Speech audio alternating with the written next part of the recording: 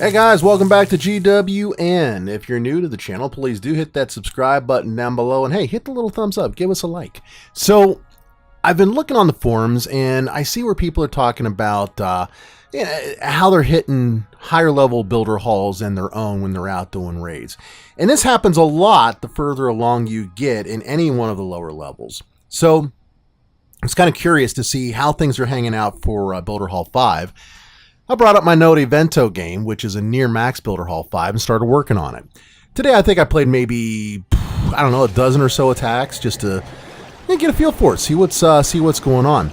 And I wanted to share it with you guys and talk a little bit about how you deal with +1, 2, or even 3 levels above your Builder Hall level. Now, first and foremost, the army that you take is going to make a big difference. You really need to have a maxed army composition by this time. It doesn't matter whatever strategy you like. I like beta minions at Builder Hall 5, but you got to have something that's maxed, because if you don't, you're just going to tank like crazy against these higher levels because they've got these additional defenses, such as in this case the roaster at Builder Hall 6, or a giant cannon at Builder Hall 7, and even sometimes a Mega Tesla at Builder Hall 8.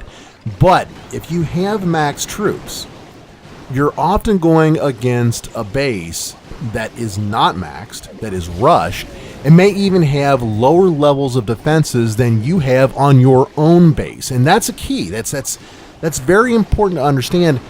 Even though they may have a higher level sitting in the middle of their base, or sometimes towards the outside, depending upon the way they laid it out, they are not necessarily defensively stronger than you, and a lot of times they'll actually be offensively weaker than you. Now, in some of these cases, every one of these, by the way, is a win, and often the opposing player didn't even get a second star against my Builder Hall 5 game, and these are all Builder Hall 6 and Builder Hall 8 players, so I mean, they're definitely further along. You just can't panic the moment you see a Builder Hall that's higher than your own, or a defense that you don't have yet, because you don't know quite what you're going up against. Now let's talk about how we actually deal with these.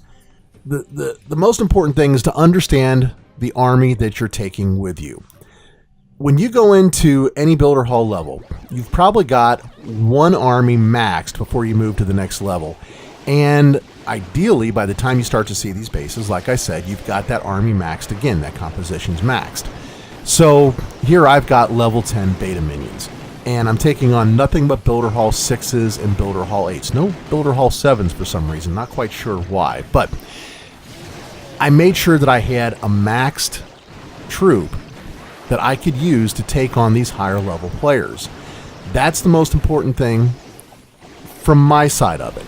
Now, the next thing to look at is deployment strategy. What are the defenses, the key defenses, that are going to cause me the greatest grief when I'm running beta minions and air attack? Well, obviously the air bombs. So I want to deploy in a way that puts me away from the air bombs. Unless I can get to them, like, if the players put them on the outside or something like that, I'm going to deploy off to the other side of the air bombs. When I go up against a Builder Hall 6 or 7 or 8, I also look for the roaster. Where is the roaster positioned? Can I deploy away from it? Or can I distract it? Consider this one here. The roaster and the air bombs are off on the opposite side of the base. Now, this is a Builder Hall 8, partially deployed, not fully deployed, but nonetheless, he's got higher level defenses in some cases. He's got defenses that I don't have access to, and obviously I don't have enough troops to really work my way through all of his defenses. But the positioning of some of his defenses on the opposite side gives me a clear shot all the way in to the Builder Hall itself. And look how much damage I've done. I mean, 67, 70%. And now I'm working on the roaster. Got the roaster. Battle Machine has a sliver of life left, so not enough to really do anything more, but I walk away with a 75% 2-star. And this guy didn't get anywhere close to that against my Builder Hall 5 game. Why? Because of the positioning of the defenses. I'll also usually I'll drop a couple of beta minions around the edges to take out some buildings, but I like to form up that offensive line that you guys have heard me talk about so often, because it really sets you up for a solid sweep right through the base. Taking a look at this one, another Builder Hall 8 partially deployed. There's no Mega Tesla. I sweep in from the one side opposite of the roaster and the air bombs.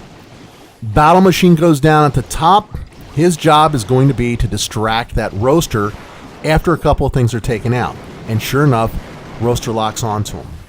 That lets the beta minions take out the Builder Hall. They'll take out a couple of other thises and that's along the way before they finally get taken down by the firecrackers or the air bombs. But the point is, I'm able to walk away with, I think this one was 65% 2-star maybe. And that's usually going to be enough to win even against a rushed Builder Hall 8 player who's probably running troops that are Builder Hall 5 or 6, maybe Builder Hall 7, but probably Builder Hall 5 or 6 level as well. Another Builder Hall 6, take a look at this. Air bombs all the way down at the bottom. Bunch of buildings that I can get to completely unopposed. Plus, we look out, he's got himself a archer tower in the bottom that's down. So, huge area without any coverage. I can work my way down and around with the battle machine. I can't quite distract against that roaster. But the spread of my beta minions allows me to take the roaster down because it can't hit enough of the beta minions quickly enough to prevent the horde from firing on it. Battle machine, yeah, he doesn't last very long. He gets a few buildings before he gets taken out by the crusher. But that's not the point. The point is the troops are able to work their way down while other defenses are focused on the battle machine until finally they're down here at the bottom and they can run relatively unopposed to take out the Builder Hall with the last few troops. And again, it's all in the positioning. Firecracker, too far away for something that comes from that top right. Air bombs, too far away for something that comes from the top of the base. If you position your defenses in such a spread out way, that's exactly what you're going to see happen every single time. Another example, poor deployment or placement of the roaster and the air bombs. I come in from the top of the base, work my way down, going to sweep right through it. Those defenses really aren't going to get to the main horde. And I'll throw a couple of beta minions down at the bottom and take advantage of that archer tower being out so that I can get a few more additional percentage points. But as you can see, my troops are sweeping down. They clear out the top of the base. Unfortunately, the battle machine doesn't work his way in quickly enough before the roaster takes out a bunch of my horde. That could be a problem, but in this case, it will lock onto him before it takes out those last couple of beta minions.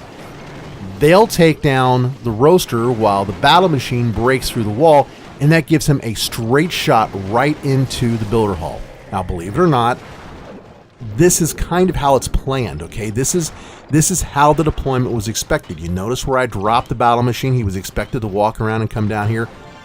Just didn't get down here quite as quickly as I'd hoped he would, so yeah, you know, we lost a bunch of beta minions. But still, it's a 71% 2-star. Good, solid walkaway. Anybody who's got a Builder Hall 8 game is going to recognize this base. This is a Builder Hall 6 version of the dreaded brackets base that you see at Builder Hall 8. Same basic layout, same basic mechanics of the base, the way it actually works. It's got a crusher down. It doesn't really matter because we need to distract that roaster over on the right-hand side long enough for the beta minions to move their way up and work in force to take down that firecracker was right there at the corner of the Builder Hall itself. More than enough for the beta minions around to take out that Builder Hall, grab up a couple of extra percentage points, and finish this one off at 65%. So you can see the way the deployment strategy affects the base. How having maxed key troops, not all troops, I don't change my attack strategy at all the way through these attacks. It's always the beta minions. But having something that you're good with and having it maxed enables you to work your way through that base and, knock on wood, get around a mid 2-star, which is usually enough to win. So, comments, questions down below. Always looking for great ideas, things that we can talk about and put into the videos. We'll be doing some more stuff on some of the lower levels in the upcoming episodes after the big update that we've got this week. Thanks a lot for sticking around to the end of the video, and I will catch y'all later. Keep on clashing. Bye-bye now.